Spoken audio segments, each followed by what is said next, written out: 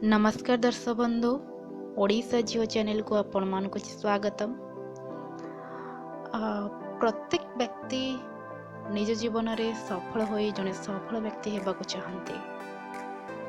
एक कथा आपण समस्तंकर भितरे लुचि रही थाए ई भावना कि प्रकाश करि पारे या कि प्रकाश करि पारे नहीं। आपण तो टाइटल देखि सारी थिबे, थंबनेल भी देखि सारी थिबे। तो ये टॉपिक रे आगो को कथा हवा पूर्वर मु आपन को कहि रखिबी, जदि आपन आम चैनल को सब्सक्राइब करि नहांती ताहाले रेड कलर रो जो सब्सक्राइब बटन अछि ताको प्रेस करि दियंतु एंड पाखरे तिबा बेल आइकन को भी प्रेस करि नियंतु। आज्ञा तो आमे भी टॉपिक आगो को जिबा। प्रत्येक व्यक्ति निज जीवन रो सफल होई जने सफल व्यक्ति हेबाकु चाहंती और सफलतार नुआ शिखर को छुईबाकु मधे चाहंती। इतिपाई लोके दिन राति परिश्रम करते, किंतु बहुत कम लोक एमती अच्छा जो मैंने कि जीवन में सफल हो पारती। परिश्रम तो समस्ते करते। सफलता पाइबा प्रथमे आपणकर दैनिक जीवन और रूटीन को बदलवा पड़ो। बंधुगण, सफलतार चाबी होची एही चारोटी कथा दुख समय निश्चिंत यह मन रखिए। एक रहा बुद्धि। जीवन में सफलता प्राप्त करने व्यक्ति को सबु बेले बुद्धिर सहित काम करने आवश्यक अटे। आ व्यक्ति को सबु बेले निजर भल और खराब ज्ञात हेबा आवश्यक अटे। एमिति जीवन में प्रायतः सबु बेले सफल होता है, किंतु यह जरूरी नुहे जे बेसी पढ़ा लेखा करिथिबा मनुष्य ही बुद्धिमान अटे। बुद्धि समस्त को भगवान दे नहांती।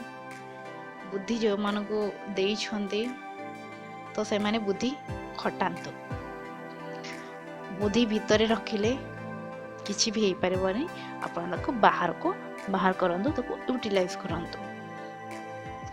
सेकंड रहला मौका, जोटा कि सुजोग कहा जाए।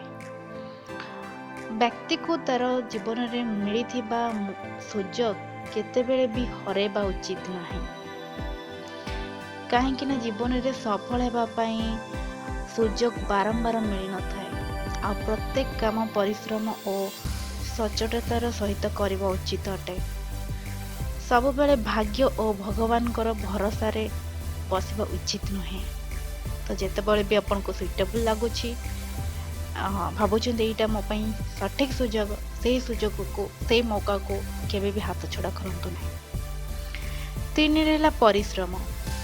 व्यक्ति को निजर समस्त काम पूरा परिश्रम सह करबा दरकार। ध्यान और सच्चा होई करबा उचित। भाग्य भरोसा रे काम छाड़ी थिबा व्यक्ति जीवन रे केबे सफल होई न थाए।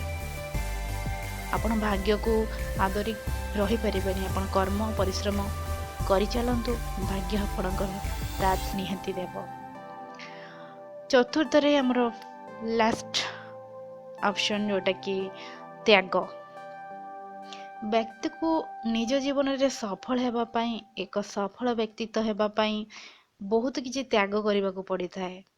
जेमिति घर परिवार, माता पिता, पत्नी, भाई भौणी, संपर्क, समाज, सुख सुविधा, प्रेम इत्यादि ये सब को त्याग बा जलांजलि दे प्राधान्य न दे ता माने नुहे जे मानकठू टोटली आपण दूरे जीवे।